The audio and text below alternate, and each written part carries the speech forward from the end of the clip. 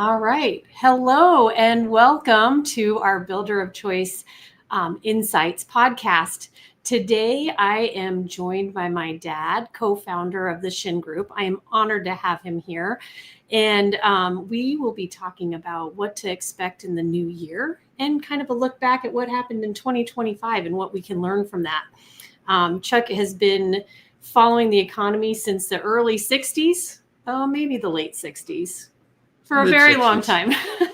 And it's a passion of his. It has always been a passion of his. Although he's retired, he still keeps up on it on a daily basis. It has been a little bit challenging, as you know, with the government shutdown to get super accurate information right now. But he has spent the last week or so diving into numbers and doing interviews to get some good insights for us from a look back at 2025 and a look forward to 2026 and beyond. So welcome, Dad, and thank you for coming here today. We're going to start real quick. I do want to remind everybody, you wrote an incredible article in 2019 talking about how this was going to be the decade, the roaring 2020s. We did get a little bit of a hiccup there right at the very beginning. Boy, did we. I mean, COVID, we closed down the country on March 15th, 2020 with COVID. And it's just driven this decade unbelievably bad ever since, and what it's done to the housing industry. Yeah, it did kind of throw everything for a loop. You kind of pulled a whole bunch of demand forward into the early 2020s. Then right. Trying to correct what was going on caused a whole cluster. And then now we're into 2025. Yeah, so we're halfway through this decade. I'll go through a little bit of that, but there's unbelievable pent-up demand because this decade, well, the article that Emma Jane referred to is called The Roaring 2020s, the housing's best decade. That lasted for 3 months. And then it went to hell. So I'll talk a little bit about that as we get into what we're going to do with 2025. So, and be aware, I'm no longer an economist. I was when I worked for the National Association of Homebuilders, but I'm basically an observer. And spend a lot of time looking at the economic impacts on the housing industry and what's going on with the housing industry. And that's been for the last 55 years, that's been my love of what I've done for the industry. So be aware that I'm not a Burns, I'm not a Wells Fargo, I'm not a guy who spends his whole life in the numbers, but I do spend my whole life in housing. Yes. And I think something that's very interesting and something I've picked up from you and Mom as well is that you always look at how things impact from the past and how it comes back in the future. You don't just look at what's happening today. You kind of look back at the historical numbers too and see what was happening in that number, in that time frame, and how the economy was impacting housing during that time. The other thing I think you do a really great job at is really understanding the demographics and looking at, for example, when you were doing, we did you're writing a tsunami in 2006, I believe is when we did it. You were really aware of the fact that the demographics, that the generations that were coming through that would be buying housing was the smallest generation in the era. So Gen X was the generation was that at the time was going to be buying housing, and we were building housing as if it was the baby boomers. Right. And that was something that you took into consideration. So one of the things I think is unique about how you look at the economy is that you take lots of other pieces into what your observations are. So you observe the generations coming through, you observe technology and how it's impacting the economy, you observe the economy, you look at the political environment and how the political environment is impacting decision-making of the consumer. So I think that's why a lot of people respect what you have to say, is because you don't just look blindly in one direction. You try to take in the aspects of all the different things that impact decision-making for a home buyer. Right. And that becomes very important, because when I look at most of the stuff that we read from the economists, it's month to month or it's year over year, but it doesn't go back far enough. Like the demand for multifamily housing All you need to do is go back when the baby boomers came into the marketplace and how much we built in the way of multifamily housing. So everybody was saying multifamily housing was overbuilt. But with the millennials and the Gen Zs, we have a huge demand for multifamily. So we're not overbuilt. We might be overbuilt basically on affordability, but we still have a lot of multifamily that needs to go into the second tier cities and towns and so forth. So most of the people just looking at major metropolitan areas and saying major metropolitan areas are overbuilt. That might be so, but there's still a huge demand in the Southeast and in the Midwest for multifamily housing. So I look at it and say there's still a big demand for not major metropolitan areas, but second tier and third tier cities. Mm-hmm. Exactly. Well, so we've talked a little bit of historical, and we need to make sure we talk about. One of the things that I'm just going to interrupt because I wrote the Roaring 2020s, and that tells you what you should be building throughout the decade. And I went through the demographics and I said, okay, this is what the demand is going to be for the first half of the 2020s, which has gotten pent up, but people have aged. So then I looked at the second half from 2025 to 2030 and said, okay, this is where the demand is going to be. This is the product that you should build. So I would recommend, even though it's kind of out of date because I did it in 2019, it's got information in there to tell you where the opportunities are, what you should be building, where the demand is going to be through the second half of the market. The other thing that I did is I did a underwhelming first half of 2025 trends and takeaways. And I did this in July. I think it was July. I just reviewed this. And this is everything that I wrote in here is still germane.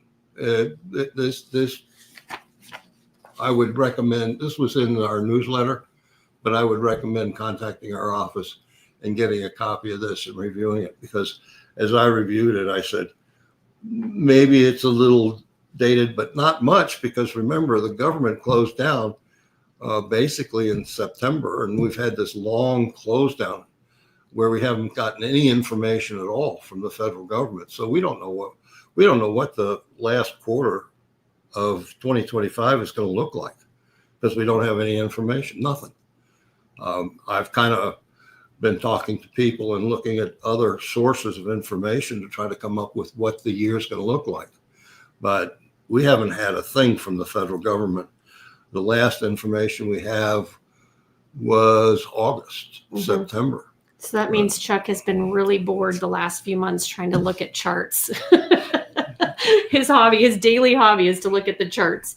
Well, I took a bunch of notes for this and working with Emma, and my head will drop down every once in a while to review some of the notes that I took, because I've got so much information I could go on probably for 3 hours, and you guys wouldn't want to listen to me and numbers and so forth and so on. So the numbers are basically all gone, and I'm just going to kind of talk about the impact, but I'm going to go back to quite a ways before I start talking about 2025, because 2025 is the result of decisions that have been made throughout this decade to this point. Yep. Well, that leads us right into, before we look ahead, we want to look back at 2025 and talk a little bit about what the biggest challenges were for home builders during this year. Well, let me go back and just, because we got impacted by all the stuff that occurred over the last 4 to 5 years. COVID hit us on March 15th, 2020, and really the industry did fairly well. We had a month of drop off of activity, but we bounced right back as though COVID never happened. But the federal government did a bunch of stimulus. And in June of 2022, inflation rose to 9.1%, which meant the Fed had to raise interest rates. and we've done this before. We did it with back in when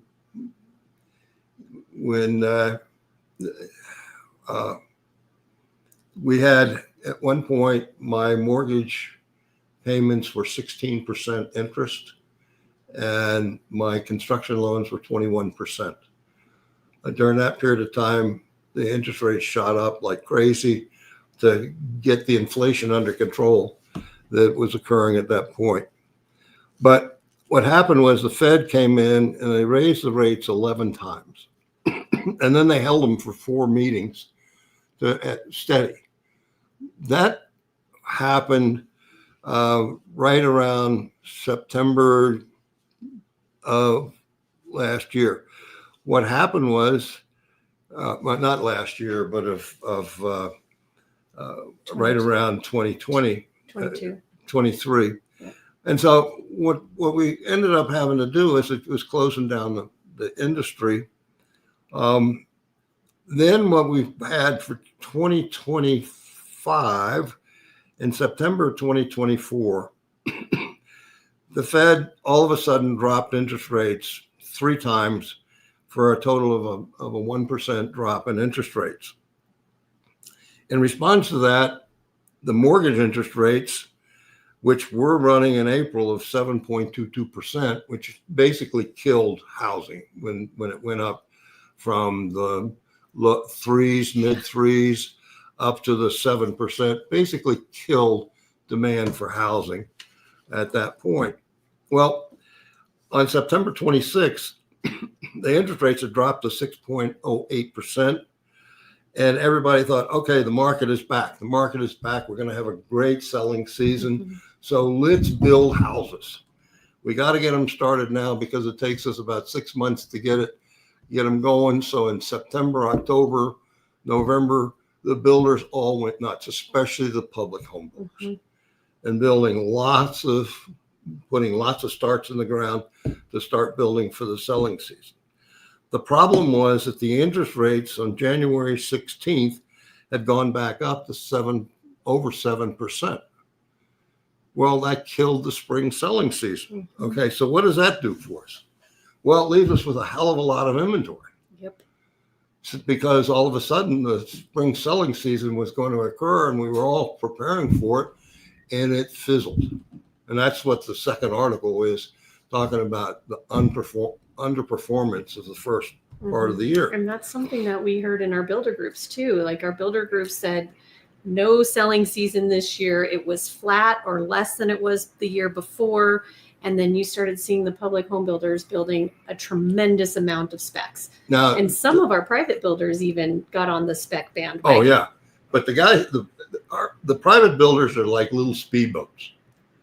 They can change in a flash.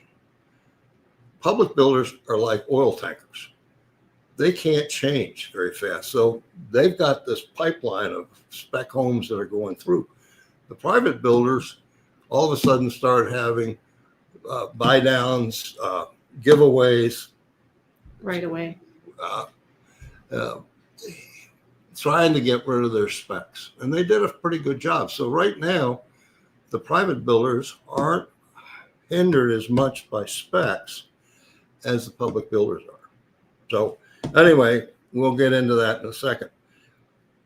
What I looked at is the Fed should have dropped interest rates in July. And I went crazy because if they had dropped the interest rates in July, they could have saved 2025 for the builders.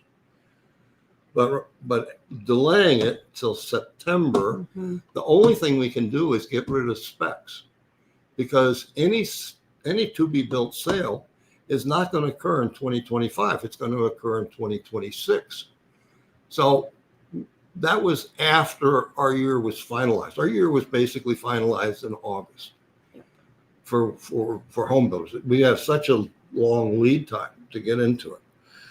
So right now, the interest rates, the Fed dropped the interest rates in September, October, and they should be in December, tomorrow or today, they should be announcing a third. So that gives us about a 75% or 75 basis points drop in it. And the interest rates. And the last report that I've got on mortgage rates was 6.19 or 6.2%. And I understand I got some preliminary information today that it might go to 6.08% tomorrow. If that's the case, the consumer is back. If we go below 6, which I think we will in 2026, the floodgates will open up, and we'll start seeing a lot of sales. The government shutdown killed us in GDP. The economy has been really doing very well. The GDP, the first quarter, because everybody's scared to death of the tariffs, we were a negative, about 0.5% in growth. But then in the second quarter, we grew at 3.8, and third quarter, we grew at 3.9. And the government shutdown killed us on the GDP for the fourth quarter, but it still looks like we're going to come in somewhere around 3.3 to 3.5% GDP for the fourth quarter. Now, all the hype about the tariffs, I'm so sick of listening about the tariffs and the impact of the tariffs. The tariffs haven't had much impact. And all the economists, every time I listen to them, oh, we haven't seen the impact of the tariffs yet, but the impact of the tariffs are coming. Oh, we haven't seen the impact of the tariffs. I mean, come on, guys. It hadn't happened, and it's not going to happen. Yeah, it might have a little bit of an impact, but it's not slowing down the consumer. The consumer is out there buying for Christmas like crazy. We expect a 5% increase in holiday spending. And you go to the malls, and it's wall-to-wall people. And they got packages in their arms. So the consumer is still there. And we've had, everybody says, oh, I can't believe the consumer is still spending. Yes, the consumer is still spending. Okay? So I look at that. Can I ask a real quick question? Yeah, go ahead. Since you talked about the number of the GDP, just so that for people who aren't aware, what is a good number that indicates economic growth for GDP? Oh, if we're at 2.5, we're pretty good. I mean, they forecast 2.5% GDP, and we're running at 4. Basically, the last, and we would have been a 4 in the fourth quarter this year with the GDPs. And look at all the investment that's coming into the United States, which will start in 2026. Of all the plant equipment and the AI investment and so forth. That's a hell of a lot of stimulation that's coming through the economy for 2026 and beyond. So, all this doom and gloom that I listen to people about, I can't get on board with that. Which is rare. Chuck is always the pessimist. Yeah, most of the time I'm on the other side saying, beware, beware, beware. But right now I'm not being beware. I beware of a couple of things, and I'll talk about that in just a second. There are still some caution flags, but you are optimistic. Yeah, the thing, one of the benefits that we have right now is there's nothing in the way of existing home inventory, and what's there is terrible. So, and we've been selling, the existing home sales industry has been kind of in a recession. We need to sell about 5 million houses a year to balance. That's kind of where we normally like to be. We've been running for the last several years at about 4 million. And we only have about 4 months of inventory. There's a reason for the lack of inventory is people got locked in with their low mortgages, and they're not putting their houses on the market, and the mobility is very low at this point. And so the existing home market can't move. It's still gonna be about 4 million, 4.2 million. So if I'm in the market to buy, what do I have to buy? I've got old, leftover, existing inventory, or I got new. And so the new home sales is really where everything is at. Now, we got a problem here in the fact that since we started building for the building season didn't happen, we ended up with about 9.6 months, almost 10 months of supply of finished homes to be sold. And the builders have to work that inventory off. It's down probably around 7 months, 8 months of supply. It's come down a little bit, but we had almost 10 months of supply. Now, normally you want to keep somewhere around 6 months of supply for mobility, but we just went nuts. So what the builders have had to do is to buy the market. Mm-hmm. Okay, so we've been doing the mortgage buy downs. We've been doing incentives. We've been doing all kinds of things. And one of the things that happened when talking to the builders is all these incentives that we've been doing for the design center and so forth, they haven't been working. So basically we turned over to reducing the sales price. The publics, because they cater to Wall Street, really had to get rid of the inventory before the end of the fiscal year. So they were doing anything. They were discounting up to $70,000 right off on existing homes, and that creates a problem for the private builder. I don't have any inventory, but my competitor is dropping their price $70,000. Somehow or another, I can't sell because my competition is dropping their sales price. And we hear that from a number of builders saying, we've got all this inventory that's in the market, and the publics are just going crazy with their discounting and trying to get rid of the inventory. The only reason to get rid of the inventory is they got to cater to Wall Street. They got to get rid of the asset. Okay, where maybe we could hold the asset until next year's selling season. They can't. They got to get rid of it. Yep. And it's important not to follow the public's pricing strategy, correct? Right. Yeah. Don't follow their pricing strategy. I mean, it's crazy. Well, so this year we're probably going to be, single family starts are probably going to be down about 7%.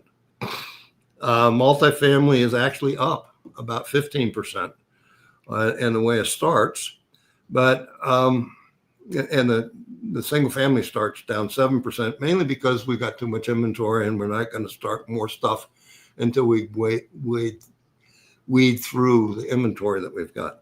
So multifamily is because of the long lead times they have, and all of a sudden we had some low interest rates. They started a lot of units, so they're a little heavy right now, but there's still demand. And if you look at the numbers, they're about balanced on what's coming on the market and the increased demand for multifamily houses. So that's kind of in balance. Now, one of the other things that I talk about, there's no demand. There's lots of demand, but there's three parts of demand. Okay. When you look at demand, there are three things that have to happen. I have to have need, I have to have desire, and I have to have the ability. Okay, now two of those things we don't have because consumer confidence waned, so the desire wasn't there. And because of the high interest rates and the increase in sales price, they don't have the ability. And I'll play a little bit with the ability.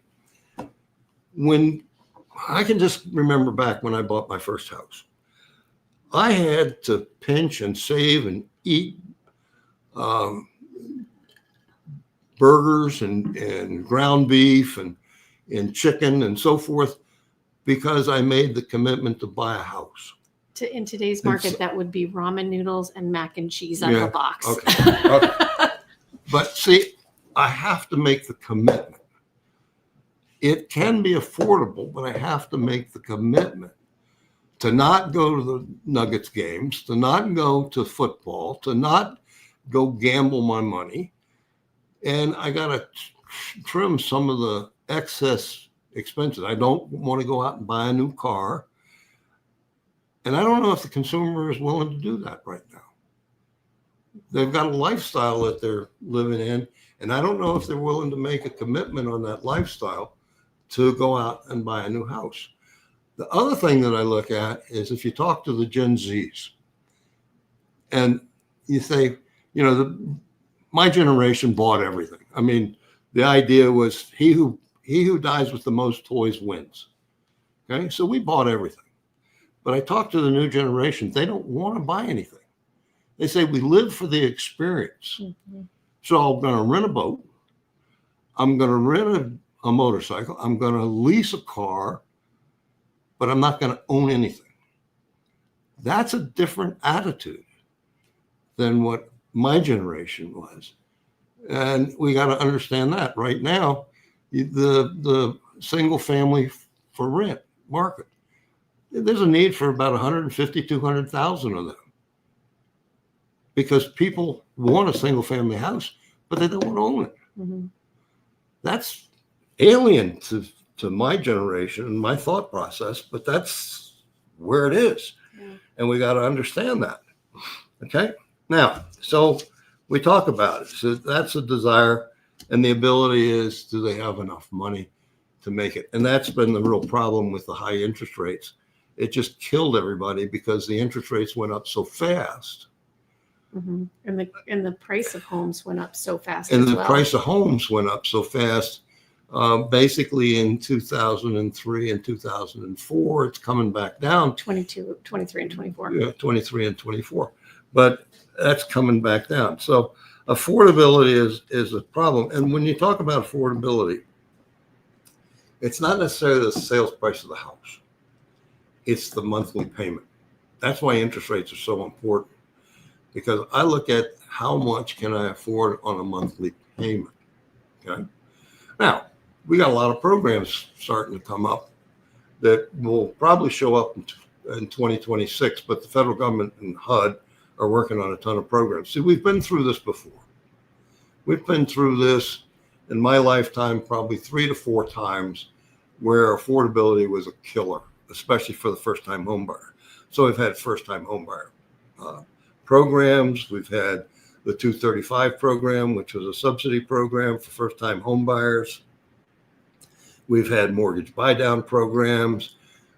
We will come through with a program, and probably in the first quarter of next year, because Trump has to be reelected, so the programs have to come out probably by March for housing. And housing is a priority right now as far as the federal government is concerned. So we haven't had housing as a priority for a lot of years, but now it is a priority that we're going to really see come through in 2026.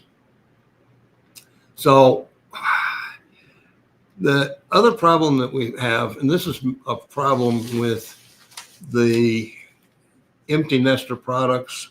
Empty nester products, by the way, they're overhoused.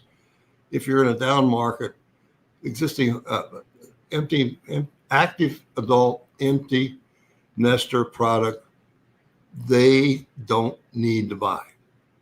So it will take forever. I've talked to several builders right now.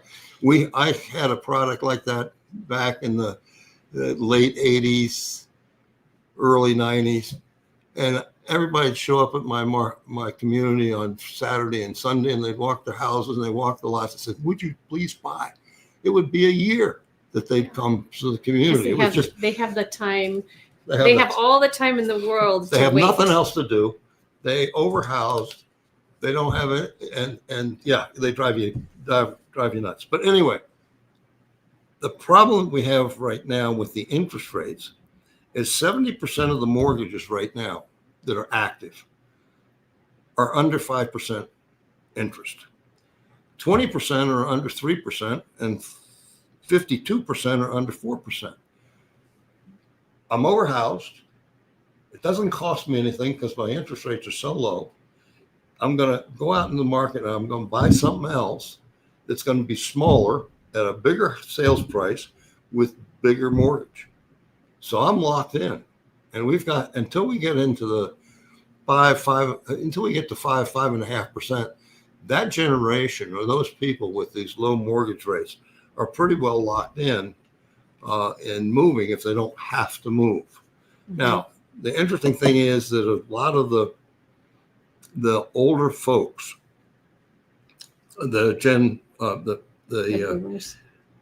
the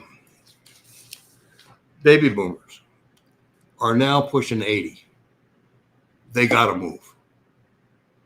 They're in the mid 70s to late 80s. They have to move. They can't stay in their old house. So they don't have the choice right now in what they're going to do. If I look at the demographics, where are the demographics right now? And again, that article that I did, the Roaring 2020s, tells you all of this.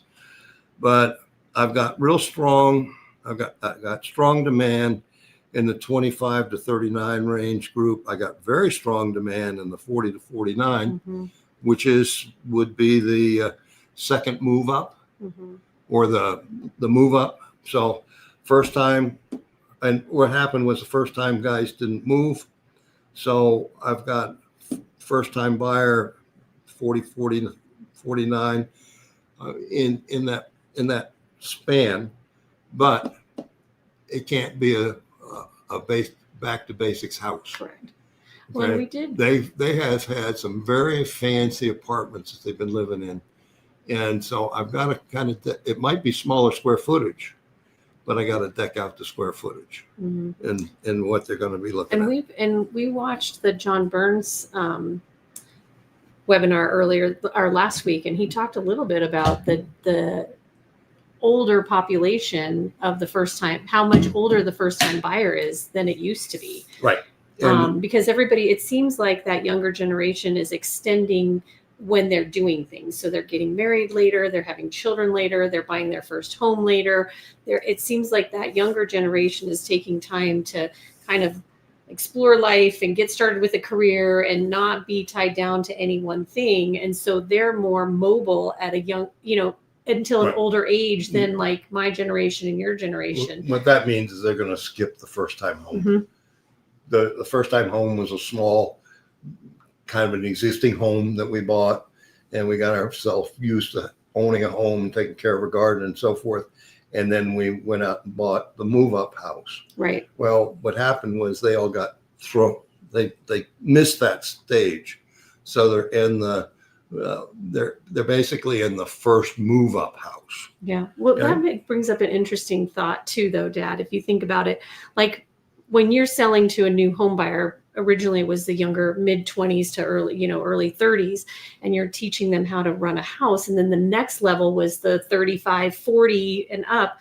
And that's move up. You're not necessarily teaching them how to take care of a home when you sell them a home. So now the mentality has got to be a little bit centered around the fact that your new home buyer is much older and has no idea on how to take care of a home. Oh my God. I look at those people, they don't even know what end of a screwdriver actually screws a screw.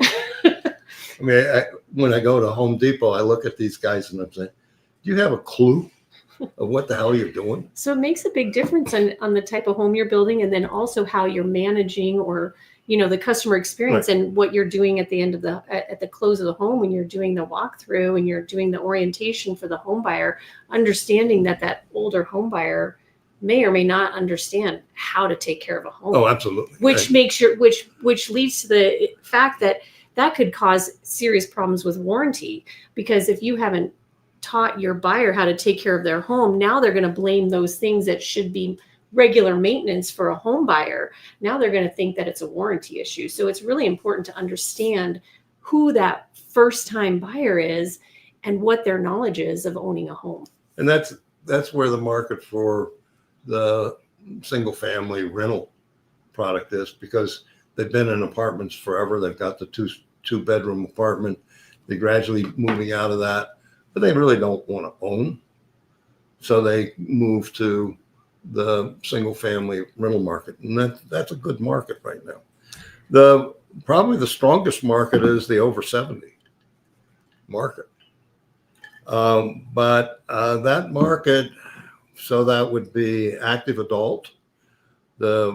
Basically active adult will be the 65 to 79 or 70 to 79. And then you got your seniors, which are the over 80s. Now, the interesting thing is I'm over 80. I'm 82. Am I still in my house? Yes. Did I buy another house? Yes. So, I have sub 3% mortgage. Am I going to get rid of the house that I have? I looked at that and said, am I going to go to a condo? I said, hell no, I'm not going to go to a condo. I'm going to stay here because it costs me nothing to stay here. And I'm going to go buy another house. So now I'm working on a Florida deal. So anyway, that's what's going on. So what's going to happen for 2025? Let me just. You mean for 2026? No, good. Just 2025, because nobody knows where the hell the numbers are. Right. Yes. Okay. Sales are going to be down about 1.5% to 2%. Starts are going to be single family starts are going to be down about 3.5%. The interesting thing is duplexes, the 2 to 5 market, that is blossoming. That's the condos, and that's up 8.3%. And I think there's a good market for that, for the younger side of the marketplace, and for the empty nester. So I think that the townhouses and so forth, I think there's going to be a good market for that. Multifamily is going to be up about 12% for the total of about up 0.5%. So actually 2025 is probably going to be a little better than 2024 in the numbers. Now, what about the coming year? Okay, but wait. Yeah. Before you get to the coming year, take a breath, drink a sip of water. Okay. Okay. So I got to follow my daughter's instructions because she's running the show. I am running the show. Well, I'm pretending to run the show while he talks. Okay, so we talked a little bit about what happened in 2025 and all the things that impacted 2025. What were the bright spots, and what do you think the builders learned from 2025? Were there bright spots from 2025? Oh my goodness. The bright spots were really for the private builders, for my private builders, they really had a pretty good year. They might not have made their numbers in the number of sales. And talking to some of the guys, they had a hard time because they didn't have the selling season and they were missing their numbers. And I was talking to them, but they had good margins on their product, really good margins on their product. And so I'm talking to them, they said, I am going to reduce my sales price to get sales so that I could keep my team together. In other words, they didn't want to lose their superintendents. They didn't want to lose their operational staff, knowing that probably it was 2026 and beyond is going to be good. They said, what we're going to do is we're going to drop our sales prices and probably maybe take some stuff out. But they said, I'll give on margin to get sales so that I still have starts going through the year and I can keep my team together. Mm-hmm. That was a pretty sophisticated decision to make that in the past I wouldn't have heard from the builders and what their decisions were. Land has been a problem, but land, and people say, well, land is not getting softer. Land prices are sticky. Land prices are sticky always when you get a downturn until the end of the downturn, and then land prices soften. But we're starting to see public builders getting rid of some of the land. We see some land opportunities that have come through 2025 because we didn't have the sales. So there's some opportunities there. There's probably some opportunities in some of the builders that aren't going to make it.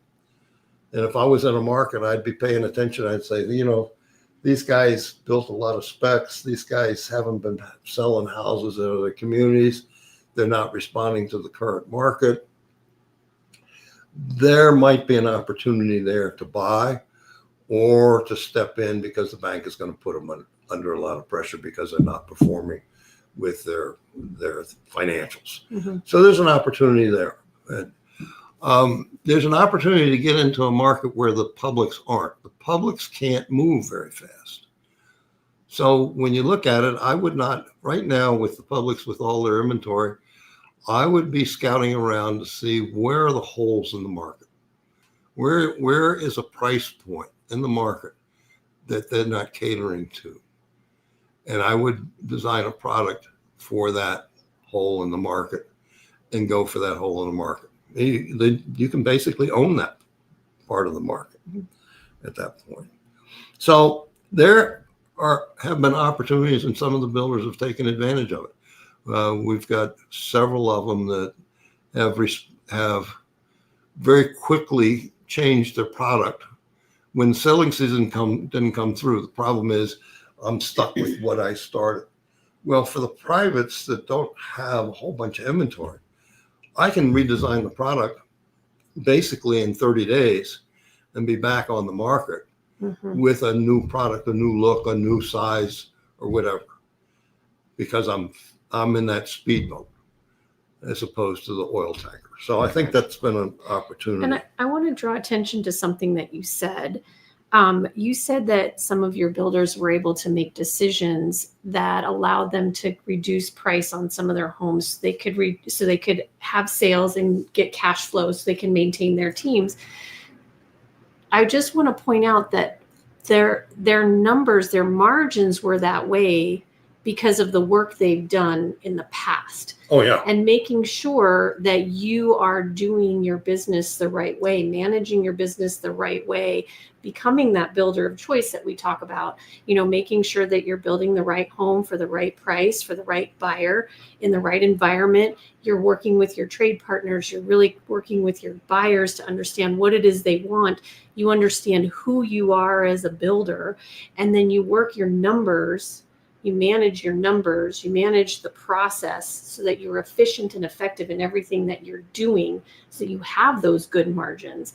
And when you have those good margins, you have more options when it's hard. Absolutely. And so profitability, a lot of times people are like, oh, profitability is a bad number, but truly profitability is what allows you to make choices that keep you alive, keep your business running when the times are tough. For example, 22, 23, 24, and 25 have not been easy, but those builders that were aware of how their business was running and managing to the numbers and making sure they were doing things efficiently and effectively, watching their systems, making sure their relationships were good, talking to their vendors, working with their buyers, they were coming out with good profit margins, and they can ride the hard times, keeping their teams intact, still building a good quality product for their buyers as well. That's so true, because one of the things that happened is COVID was an eye-opener, and a lot of the builders became very, very efficient after COVID. Their profit margins went up. We've had record number of profits coming through the operation, not necessarily growing in the actual number of houses being built. Correct. But in growing the efficiency of the company to where I've got really good margins. So most of the private builders that I work with are very strong at this point. They came into 2025 and 2025 fizzled. They were able to regroup very rapidly. Make changes in their product, make changes in their company and what they were doing, and be able to survive. Originally with lower sales numbers, they picked them back up pretty well in the last half of the year, but most of them are going to be pretty close to what their budgets were in the way of actual numbers of units being sold.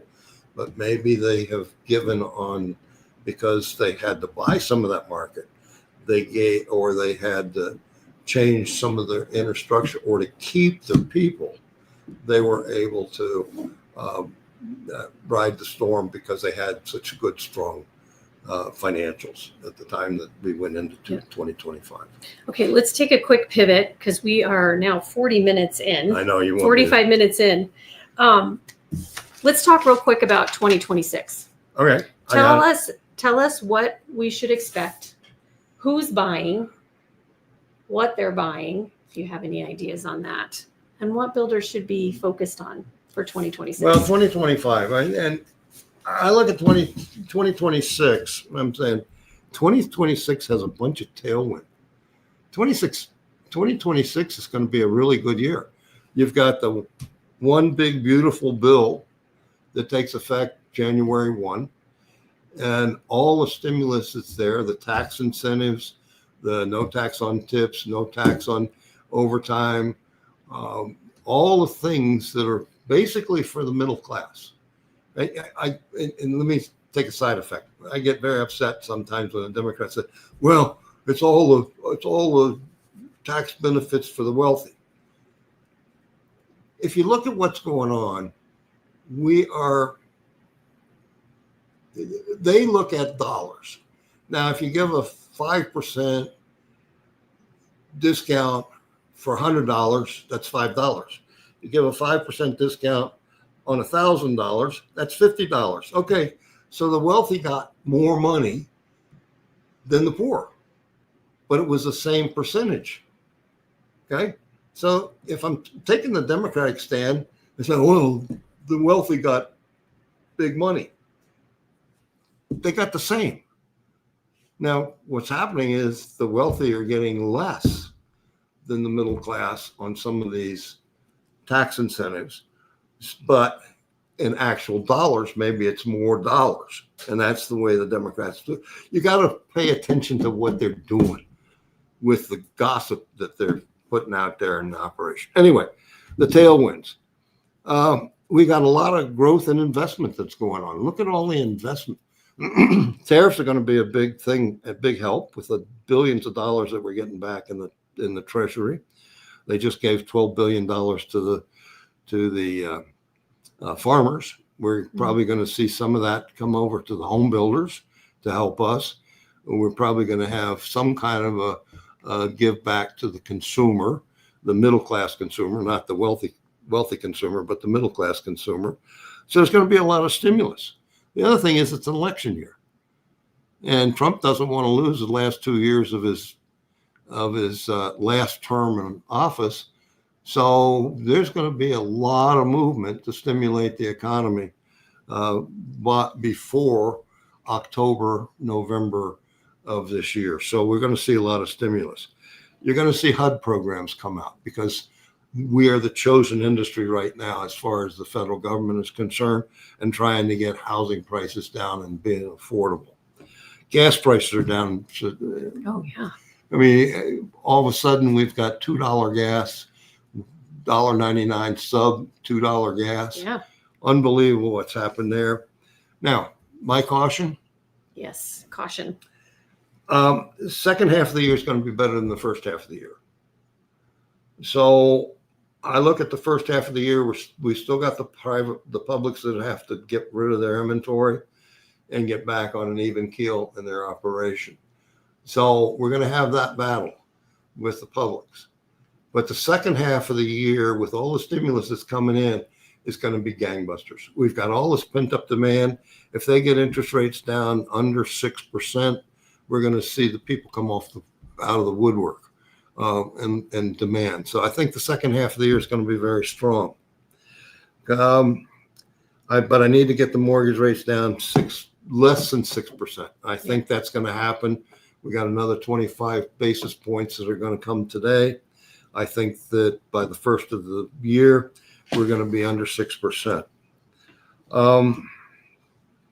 We've got a lot of stimulus programs for first-time home buyers. I know that they're going to come through in the operation. So I would suspect that next year, people are saying maybe next year is going to be a 1% to 3% increase. I think it's going to be stronger than that. I think you're going to probably see a 10% bounce from 2025.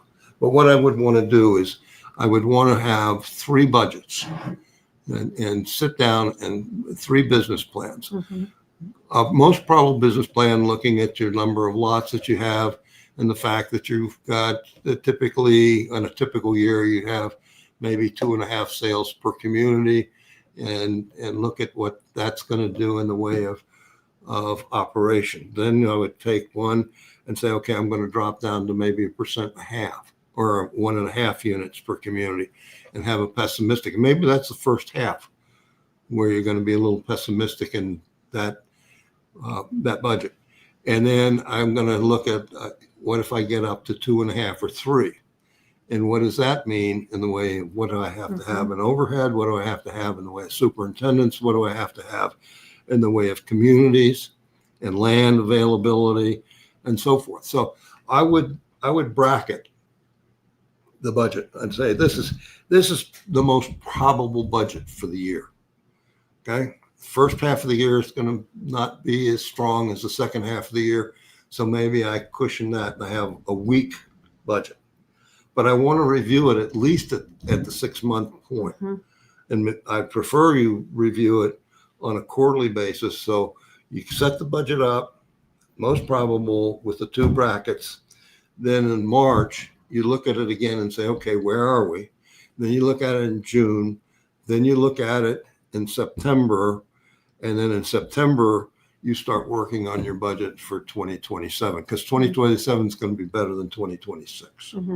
Okay, so that's kind of where I am. I'd love to have some numbers, but I think you're going to see in single family sales. I think you're going to see the build to rent is a strong market.